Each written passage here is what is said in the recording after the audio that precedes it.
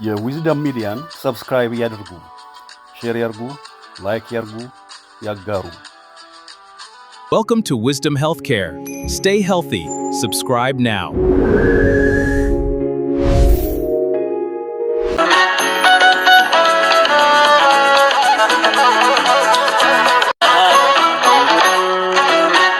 Welcome. ጉበት ስብ ስማማ የጉበት በሽታ ፋቲ ሊቨር ዲዚዝ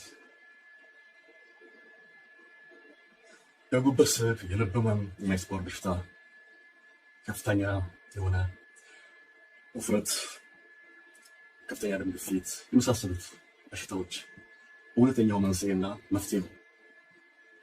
የጉበት ስብ የልብ ህመምና የስኳር በሽታ እውነተኛው መንስኤውና መፍትሄው የሚከተለው በአሁኑ ጊዜ በዓለም ዙሪያ የሚታዩት እንደ የጉበት ስብ አልኮሆሊክ ፋቲ ሊቨር ዲዚዝ አይነት 2 የስኳር በሽታ ከመጠን ያለፈው ውፍረት እና የልብ በሽታዎች መጨመር ድንገተኛ አይደለም።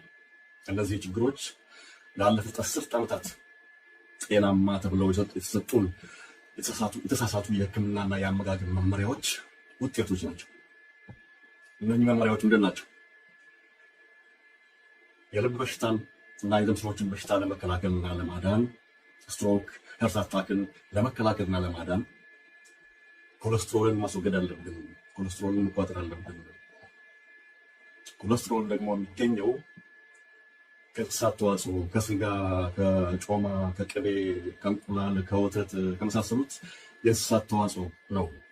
ስለዚህ እነዚህ ምግቦች መመገብ ትተን ወይም በጣም ቀንሰን አብዛኛው ምግባችን ካርቦሃይድሬት መሆን አለበት በማለት እና የካርቦሃይድሬት ፍጆታ እጅግ ጨምረ የስኳር እና የስኳር ፍሩክቶስ የመሳሰሉት ስኳሮች ፍጆታ አመጋገብ በጣም ጨምረ በቅቤና በጮማ በተለያዩ ተፈጥሯዊ ዘይቶች በምትክ በፋብሪካ የተቀነባበሩ ሃይሊ ፕሮሰስ ቢሆኑ የአዝርዕት ዘይት የፋብሪካ ዘይት የሚጠቀም ታዘዝ። በምትኩ በጮማ በቅቤ ምትክ እነዚህ መጠቀም አለባችሁ ተባለ። ጤናማዎች ናቸው ተባለ። እንዳውም ስማቸውን ለማሳመር ቬጂቴብል ኦይል ይሏቸዋል። እንግዲህ ቬጂቴብልስ አትክልትና ፍራፍሬ ጤናማ ነው ተብሎ ብዙ ስለተነገረ፣ ስለዚህ ይህንን የፋብሪካ ዘይት ጤናማ ለማስመሰል ቬጂቴብል ኦይልስ ይሏቸዋል። ነገር ግን ከአዝርዕት የሚሰሩ ናቸው። በዚህ ላይ ደግሞ ኮሌስትሮል ለመቀነስ ለመቆጣጠር የሚጠቅም መድኃኒት ስታቲን የሚባል መድኃኒት ተሰጠን። እነኚህ ለልብ በሽታና የደም ስሮች በሽታን ለመከላከል ለማዳን የተሰጡን የህክምና ዘዴዎች የዓለማችንን የጤና ሁኔታ አመሰቃቀሉት። ከፍተኛ የሆነ ሜታቦሊክ ቀውስ ክራይሲስ አመጡ። በልጆች ላይ፣ በወጣቶች ላይ፣ በአዋቂዎች ላይ፣ በአዛውንቶች ላይ ስባማ የጉበት በሽታ ፋቲ ሊቨር ዲዚዝ የጉበት ስብ በጣም ጨመረ፣ እየበዛ መጣ። ድሮ በአንድ ሰው ጉበት ውስጥ ስብ ቅባት ከተገኘ ማለት ከሚገባው በላይ ከተገኘ ይሄ ሰውዬ አልኮሆሊክ ጠጪ በሆኑ ምንም ጥርጥር የለውም። ይሄ ሰውዬ ጠጪ ነው ብሎ መደምደም ይቻላል። ዛሬ ግን በልጆቹ ጉበት ውስጥ ቅባት ስብ መገኘት ጀመረ። እነዚህ ልጆች አልኮል ጠጥተዋል። ስለዚህ ይሄ ለልብና ለደም ስሮች በሽታ መከላከያና ማዳኛ ተብሎ የተሰጠን ህክምና የአመጋገብ ስርዓት የዓለም ህዝብ በሽተኛ ነው። የልብ በሽታ አሁን በዓለም ላይ ቁጥር 1 ገዳይ ነው። ስለዚህ ይሄ አሁን የአይነት 2 የስኳር በሽታ ከመጠን ያለፈው ውፍረት የልብ በሽታዎች መጨመር ድንገተኛ ነገር አይደሉም ማለት ነው። እነዚህ ችግሮች ላለፉት 10 ዓመታት ጤናማ ተብሎ የተሰጡ የተሳሳቱ የህክምናና የአመጋገብ መመሪያዎች ውጤቶች ናቸው። አንደኛ የችግሩ መሰረት የኢንሱሊን ሬዚስታንስ የኢንሱሊን እምቢተኝነት ሴሎች አካላችን ሰውነታችን ለኢንሱሊን የፈጠረው እምቢተኝነት ችግር ውጤት ነው። የኢንሱሊን ሬዚስታንስ ዋና ምክንያት የካርቦሃይድሬት ምግብ መብዛት ነው። ማንኛውንም ገንፎ፣ እንጀራ፣ ዳቦ፣ ፓስታ፣ መኮሮኒ ኬክ፣ ጣፋጭ ነገር ስንመገብ ግሉኮስ የምንለው ምግቦች ወደ ግሉኮስ የሚቀየሩት እና ግሉኮስ በጣም ይጨምራል። ግሉኮስ ደግሞ ከተወሰነ መጠን በላይ መርዝ ስለሆነ ቶሎ በአስቸኳይ ከደም ስር ውስጥ መወገድ ስላለበት ኢንሱሊን በቆሽት አማካኝነት ኢንሱሊን ይመረታል። ያንን ደም ውስጥ የበዛውን ግሉኮስ ኢንሱሊን እየሰበሰበ ወደ ሴሎች ያስገባል የቻለውን ያህል። ከዛ የተረፈውን ደግሞ ወደ ጮማ እንዲቀየር ያደርገዋል። ይሄ ሂደት ለረዥም ጊዜ ሲደጋገም ቋሚ ስለሆነ በቀን 3፣ 6፣ 11 ስለምንመገብ አብዛኛውን ጊዜ ደግሞ ደጋግመን ልንመገበው የምንችለው ምግብ ካርቦሃይድሬት ስለሆነ ሰው ጮማ፣ ስጋ፣ ፕሮቲን ደጋግሞ መመገብ አይችልም። ደጋግመን ልንመገብ የምንችለው ከካርቦሃይድሬት የተሰሩ የተቀነባበሩ የላሙ፣ የጣሙ፣ የተቀለሙ ሱስ የሚያዝዙ ምግቦች ናቸው። እነኚህ ምግቦች የኢንሱሊን ሬዚስታንስ ይፈጥራሉ። ኢንሱሊን ሬዚስታንስ ደግሞ ኢንሱሊን ሲበዛና የኢንሱሊን ሬዚስታንስ ሲፈጠር ይሄ የበሽታዎች ሁሉ ማዕከል ለጉበት ስብም ሆነ ለልብ ህመም ዋነኛው ስራ መሰረት ለኢንሱሊን የሚፈጠረው እምቢተኝነት ነው። የኢንሱሊን ሬዚስታንስ ነው። ሰውነታችን ከፍተኛ ካርቦሃይድሬት እና የስኳር መጠን ሲያገኝ ይህን ለማስተካከል ከፍተኛ ኢንሱሊን ያመነጫል። ኢንሱሊን ደግሞ ዋና ስራው ግሉኮስን ከደም ውስጥ ማስወገድ፣ ምክንያቱም ከተወሰነ መጠን በላይ መርዝ ስለሆነ። ሌላው ስራው ስብ ማከማቸት ነው። ኢንሱሊን የሚታወቀው ፋት ስቶሬጅ ሆርሞን፣ ስብ አከማች ሆርሞን በመሆኑ ነው የሚታወቀው። ትርፍ የሆነን ኃይል ወይም ትርፍ የሆነን ግሉኮስ ወደ ስብ በመቀየር በጉበትና በሆድ አካባቢ እንዲከማች ያደርጋል። ቦርጭ እንዲፈጠር ያደርጋል። ካርቦሃይድሬት እና ስኳር ወይም ፍሩክቶስ፣ ከፍተኛ ካርቦሃይድሬት፣ ነጭ ዱቄት፣ ሩዝ እና ፓስታ ያሉ ምግቦች በፍጥነት ወደ ግሉኮስ በመቀየር የኢንሱሊን መጠን ይጨምራሉ፣ ያደርጋሉ፣ ከፍ ያደርጋል። ፍሩክቶስ በፋብሪካና በበቆሎ ሽሮ በፋብሪካ ውስጥ ይፈጠራል። በተለይ ከበቆሎ እና ሃይ ፍሩክቶስ ኮርን ሲረፕ ይባላል። ይሄ ፍሩክቶስ ሃይ ፍሩክቶስ ኮርን ሲረፕ የሚገኘው ፍሩክቶስ ከሌሎች ስኳሮች የሚለየው ይሄ ሃይ ፍሩክቶስ ኮርን ሲረፕ ወይም ፍሩክቶስ በአጠቃላይ ከሌሎች ስኳሮች የሚለይበት ነገር አለ። ከግሉኮስ ከሌሎች ስኳሮች የሚለየው ነገር አለ። ይሄ ጣፋጩ ነገር ፍሩክቶስ የተባለ ከጣፋጭ ፍራፍሬዎች፣ ከማር፣ ከስኳር የምናገኘው ጣፋጩ ነገር ሜታቦላይዝድ የሚሆነው ወይም የሚቀነባበረው ወደ ሌላ ነገር የሚቀየረው ሙሉ ለሙሉ በጉበት ውስጥ ቀጥታ ስንመገበው ወደ ጉበት ነው የሚሄደው። ጉበት ይህን ስኳር ሲያገኝ እንደ አልኮል በቀጥታ ወደ ስብ ይለውጠዋል። ይሄ ጣፋጭ ነገር ፍሩክቶስ ወደ ጉበት ሲገባ ጉበታችን ወዲያውኑ ወደ ስብ ወደ ጮማ ይቀየራል። ይህ ለጉበት ስብ ቁጥር 1 መንስኤ ነው። ሁለተኛ የፋብሪካ ዘይቶች ናቸው። እነዚህ የፋብሪካ ዘይቶች ለክሮኒክ ኢንፍላሜሽን፣ ለተራዘመ ጊዜ ብግነት፣ እብጠት፣ ቁስለት ዋነኛ መንስኤዎች ናቸው። የአዝርዕት ዘይቶች እንደ አኩሪ አተር፣ የሱፍ፣ የጥጥ ዘር እና የካኖላ ዘይት ጤናማ ተብሎ ቢመከሩም ከፍተኛ የኦሜጋ 6 ይዘት አላቸው። ኦሜጋ 6 ደግሞ ፕሮ ኢንፍላማቶሪ ነው ማለት ኢንፍላሜሽንን የሚያስነሳ ነው። ብግነትን የሚያስነሳ ነገር ነው እና ኢንፍላሜሽን እንግዲህ በነገራችን ላይ ኢንፍላሜሽን የሰውነታችን ጦርነት ነው። የሰውነታችን መከላከያ ኃይል የሚያደርገው ጦርነት ነው ማለት አላስፈላጊ የሆኑ ነገሮች ሲያጋጥሙን ያንን ለመከላከል የሚያደርገው ጦርነት ነው ኢንፍላሜሽን። ስለዚህ ኢንፍላሜሽን ኦሜጋ 6 ያስፈልጋል። ኢንፍላሜሽንም አስፈላጊ ነገር ነው። ኢንፍላሜሽን ከሌለ ሰውነታችን በብዙ ነገር ሊጠቃ ይችላል። እንደ ልንበሰብስ እንችላለን ማለት ትል በትል ልንሆን እንችላለን። ስጋ ለምሳሌ ገዝታችሁ ውጭ ታስቀምጡት ከ2 ከ3 ቀን በኋላ ወደ ትል ውስጥ ያፈራል።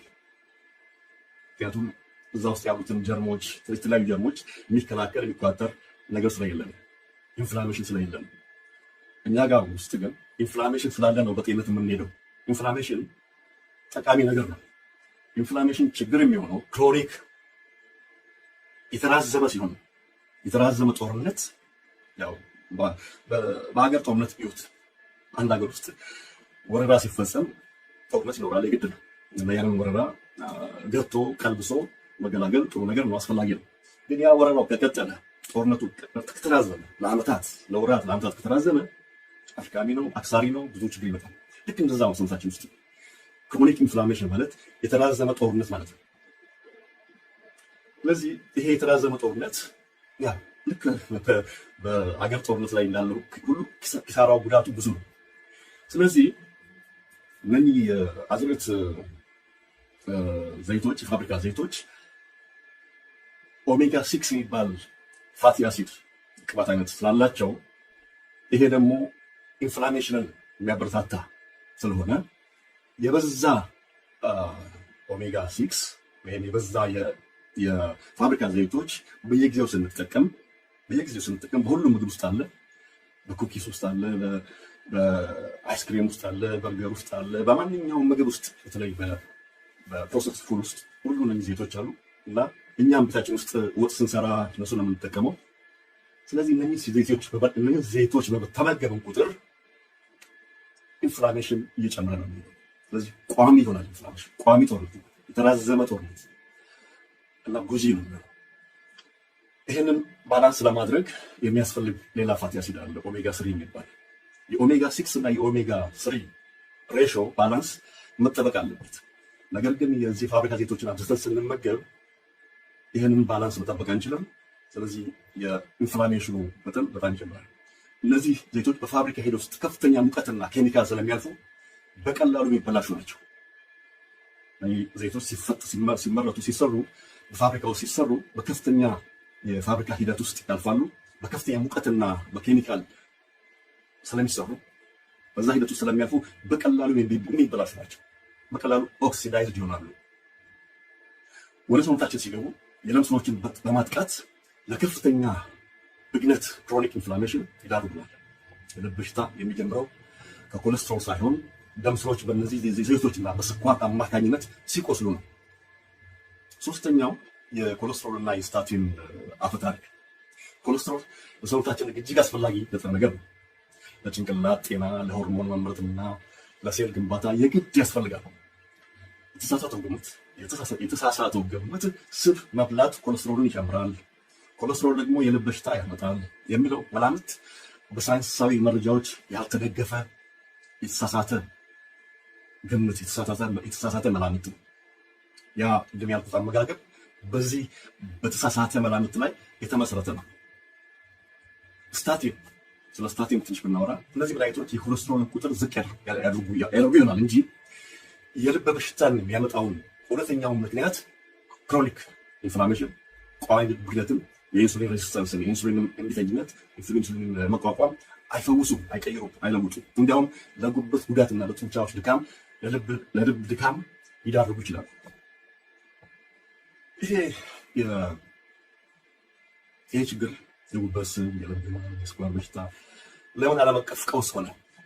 ሕክምናው ስብን ፍራ፣ ካርቦሃይድሬትን አብዛ የሚል መመሪያ ስለተከተለ ነው።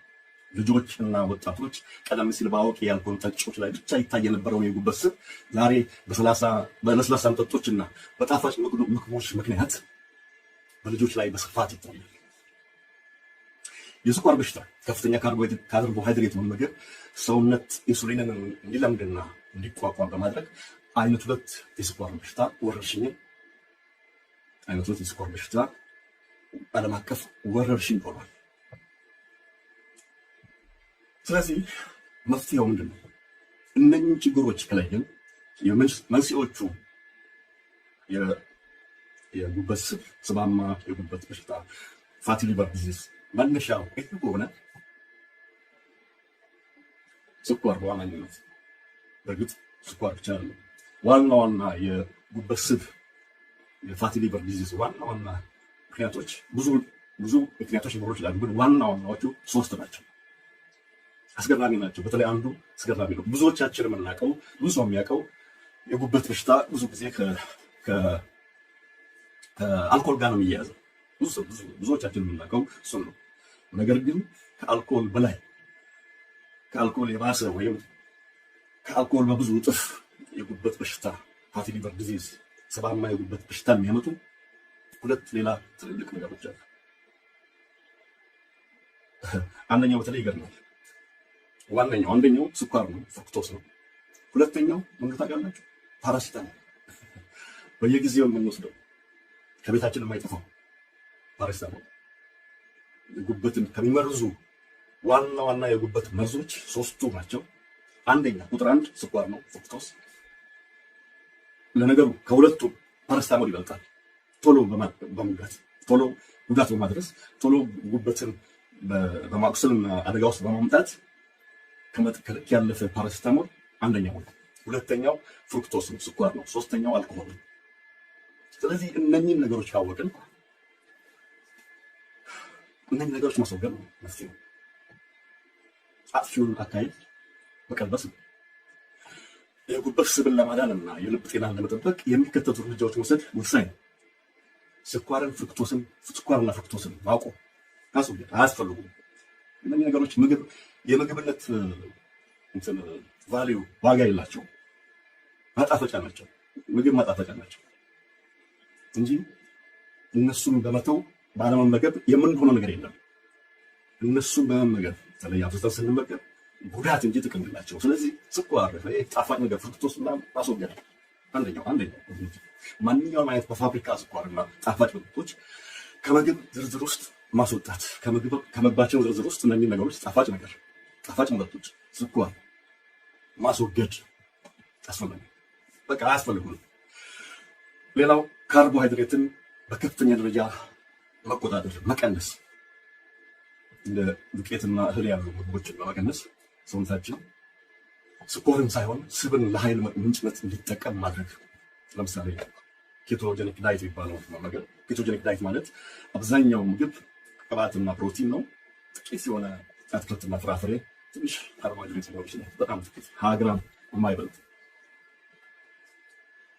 ቀደም ስለ ካርቦሃይድሬት መብዛት ያለውን ችግር ተናግሬያለሁና ስለዚህ ካርቦሃይድሬትን መቆጣጠር እንጀራ፣ ዳቦ፣ ገንፎ፣ ቅንጬ፣ ፓስታ፣ መኮሮኒ፣ ቆጮ የመሳሰሉትን ነገር ማስወገድ ወይ መቀነስ በጣም ትልቅ እርምጃ ነው። ጤናማ የተፈጥሮ ስቦችን መመለስ። እንግዲህ ጤናማ የተፈጥሮ ስቦችን እንድናስወግድ ነው የተመከርነው። ወደ እነሱ ነው መመለስ ያለብን ነው። ቅቤ፣ ጮማ፣ የወይራ ዘይትም ጥሩ ነው። አቮካዶ ዘይት እና የእንስሳት ስቦችን በተለይ የእንስሳት ስቦችን መጠቀም መጀመር አለበት። እነዚህ ስቦች ኢንሱሊንን አያኑሩም፣ ኢንሱሊን እንዲመነጭ አያረጉም። ስለዚህ የኢንሱሊን ችግር ተወገደ ማለት ነው። ሰውነታችን ግሉኮስን በየጊዜው ስለሚያመርት ኢንሱሊን መኖሩ አይቀርም። ነገር ግን ሰውነታችን የሚያመርተው ግሉኮስ በሚያስፈልገንን መጠን ብቻ ነው። እኛ በዛ ላይ ነው አሁንም የምንጨምርበት። ስለዚህ ነው የኢንሱሊን ምርት የሚጨምረው። ግን እኛ የምንወስደውን ካርቦሃይድሬት ብንቀንስ በሰውነታችን ውስጥ የሚመረተው የኢንሱሊን መጠን ይቀንሳል። ስለዚህ ኢንሱሊን ሬዚስታንስ አይፈጠርም። ከኢንሱሊን ሬዚስታንስ ጋር የተያዙ በሽታዎች ይቀራሉ፣ ይወገዳሉ ማለት ነው። በጣም ይሄን ያልቀላል። የፋብሪካ ዘይቶችን ሙሉ ለሙሉ ማስወገድ አያስፈልግም። ወጥ፣ ሽሮ ወጥ ይሁን ዶሮ ወጥ ይሁን ስጋ ሲሆን ማንኛውም አይነት ወጥ ስንሰራ የፋብሪካ ዘይቶችን ባንጠቀም ጥሩ አስፈላጊ ነው።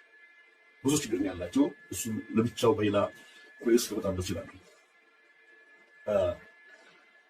ስለዚህ እንግዲህ አንደኛው ጣፋጭ ነገሮችን ጣፋጭ ነገሮችን ማስወገድ፣ ካርቦሃይድሬትን መቀነስ፣ ጤናማ የተፈጥሮ ስቦችን መጠቀም መጀመር፣ የፋብሪካ ዘይቶችን ማስወገድ። ሌላው አራተኛው ስትራቴጂ የጉበት ስብን ለመከላከል፣ ጉበትን ከስብ ለማጽዳት፣ ጉበቱ ስብ ከልክ በላይ እንዳይከማች በማድረግ አንድ ቁጥር የሆነው አራርቆ መመገብ፣ አልፎ አልፎ መጾም፣ ኢንተርሚተንት ፋስቲንግን የሚያህል የጉበት ስብን ሊያስወግድ የሚችል ጉበትን ከስብ ሊያጸዳ የሚችል ምንም ዘዴ የለም። ምርጥ ዘዴ ነው። ለተወሰኑ ሰዓታት አለመብላት፣ ለተወሰኑ ሰዓታት መመገብ ስናቆም ሰውነታችን ጉበት ውስጥ ያልከማቸውን ትርፍ ስብ መጠቀም እንዲጀምር እናስገድደዋለን። በአፋችን ምግብ ማስገባት ስናቆም፣ በተለይ ካርቦሃይድሬትን ስንቀንስ ወይም ምንም አይነት ምግብ መብላት ስናቆም ለተወሰነ ጊዜ ማለት ነው አራርቀን ስንመገብ በዛን ጊዜ የሚያስፈልገንን የኃይል ጉልበት ኢነርጂ እንድናገኝ ሰውነታችን ወደ አጠራቀመው ስብ ይዞራል። ብዙ ጊዜ እንግዲህ ስብ የሚሰራው የጉበት ስብ ጮማ የሚመረተው ጉበት ውስጥ ነው። ከምንድን ነው የሚመረተው? ከካርቦሃይድሬት ግሉኮስ ነው የሚመረተው። ካርቦሃይድሬት፣ ግሉኮስ፣ እንጀራ፣ ዳቦ፣ መኮረኒ፣ ፓስታው ወደ ስብ ወደ ጮማነት የሚቀየረው ከመጠን በላይ ስለሚበላ እና የሚፈጠረው ጉበት ውስጥ ነው። መጀመሪያ የሚከማቸውም እዛ ነው። ጉበት ውስጥ ሞቶ ሲተርፍ ነው ወደ ሌላ ቦታ ወደ ቦርጭ የሚሆነው ወደ ቆዳችን ስር የሚዞረው እንጂ ወደሚታይ ቦርጭ የሚወጣው ጉበታችን ሲሞላ ነው። ስለዚህ አራርቀን ስንመገብ አልፎ አልፎ ስንጾም ጉበታችን ውስጥ የተከማቸውን ስብ ማቃጠል መጠቀም እንጀምራለን። ስብ እየቀነሰ ይሄዳል፣ ይጠፋ ይችላል ማለት ነው። ለረጅም ጊዜ ይህንን አመጋገብ ከተከተለ ስብ ጮማ በተለያየ ምክንያት ክብደት ስንቀንስ፣ ለምሳሌ ክብደት ስንቀንስ የምንቀንሰው ስብ ነው የምናስወግደው አይደለም እና አካላዊ እንቅስቃሴ እናደርግ አራርቀን ስንመገብ ስብ ስራ ላይ መዋል የሚጀምረው መቃጠል የሚጀምረው የሚፈጠረውም ጉበት ውስጥ ነው። መጥፋት የሚጀምረው ከጉበት ነው። ጉበት ውስጥ ከጠፋ በኋላ ነው ሌላ ጋር የተከማቸው ደግሞ እንደዛው እየቀነሰ የሚሄደው እና የመጀመሪያ እርምጃ ከጉበት ውስጥ ማጥፋት ነው። ስብን በምንጾምበት ጊዜ ካርቦሃይድሬቱን ስንቀንስ፣ አካላዊ እንቅስቃሴ ስናደርግ ወዘተ። ስለዚህ በማጠቃለያው የጉበት ስብ ፋቲ ሊቨር ዲዚዝ ስባሞ የጉበት በሽታ ይሄ የተሳሳተው ዘመናዊው ዓለም አቀፍ የአመጋገብ ውጤት ነው። ቅድም ጠቅስኳቸው የልብ በሽታን፣ የደም ስሮችን በሽታ ለመከላከል፣ ኮሌስትሮል ለመከላከል፣ ኮሌስትሮል ለማከም፣ ኮሌስትሮል በሽታ አይደለም በእነሱ ቋንቋ ለመጠቀም ነው።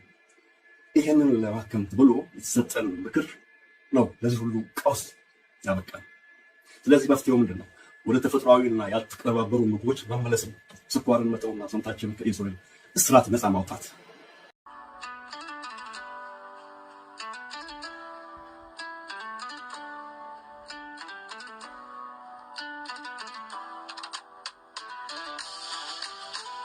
የዊዝደም ሚዲያን ሰብስክራይብ ያድርጉ፣ ሼር ያርጉ፣ ላይክ ያርጉ፣ ያጋሩ። Welcome to Wisdom Healthcare. Stay healthy. Subscribe now.